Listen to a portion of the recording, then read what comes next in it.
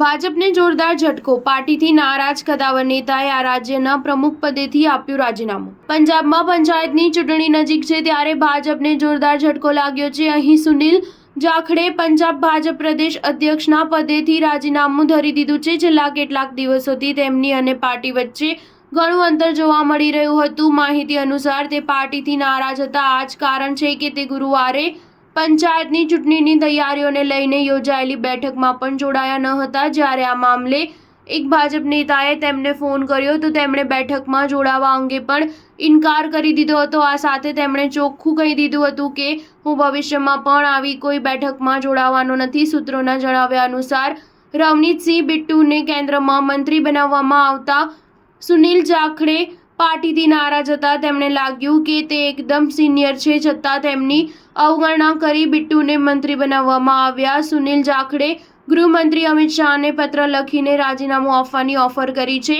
લોકમુખે એવી ચર્ચા છે કે સુનિલ જાખડેના નારાજગીના બે કારણ છે। પહેલું, પંજાબ ભાજપમાં બહારના લોકો વિરુદ્ધ પાર્ટીના જૂના સભ્યોનો મુદ્દો ચરમસીમાએ છે અને બીજું, પાર્ટીએ તેમને રાજ્યસભામાં મોકલવા અંગે વિચાર્યું પણ નહીં।